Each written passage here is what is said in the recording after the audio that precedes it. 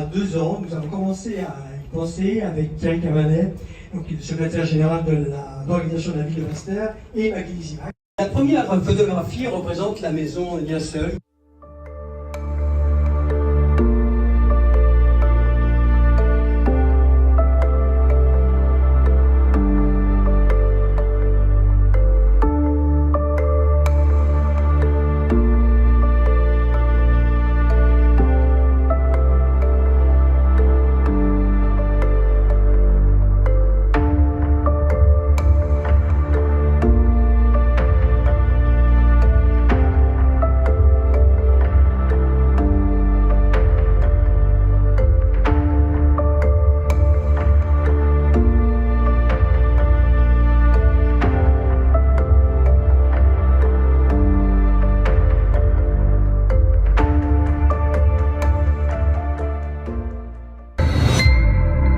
Cette exposition s'était intitulée Basse-Terre sublimée, une odyssée architecturale. J'ai vraiment essayé de rendre à Basse-Terre la richesse de son architecture et de la magnifier de manière à ce que les Basse-Terriens, en se promenant dans la ville, regardent leur ville un petit peu différemment et aient un peu plus envie de lever les yeux quand ils se promènent à Basse-Terre. Parce que cette ville regorge d'un patrimoine architectural absolument remarquable. Nous avons choisi collectivement avec les mairies un certain nombre de photographies parmi celles que je leur avais proposées, et les choix ont été faits vers ces photographies-là, de manière à avoir en même temps une représentativité de la richesse architecturale et de la variété en particulier de l'architecture de Basse-Terre, à travers des monuments très emblématiques. Vous citiez la maison Huc, elle est très emblématique. La maison Lienseul, juste à côté, c'est également le cas.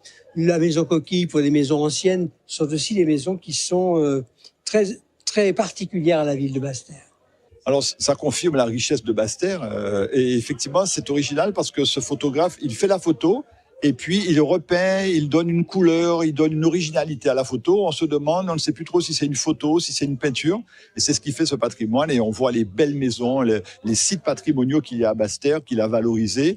Et effectivement, c'est de très beaux tableaux ça a impressionné beaucoup les gens qui étaient présents. Je trouve ça très original et une manière de valoriser le patrimoine de Basse-Terre qui est intéressant. En fait, j'ai développé une approche photographique, une approche qui me permet en fait de métamorphoser le réel en prolongeant la photographie à travers un travail pictural sur les photos, en particulier sur la couleur et sur la lumière, créant ainsi des espaces visuels qui sont assez différents de la réalité. Donc la couleur prend son propre envol, elle devient matière, elle devient autonome dans ma photographie. Elle n'est pas simplement descriptive de ce que je vois.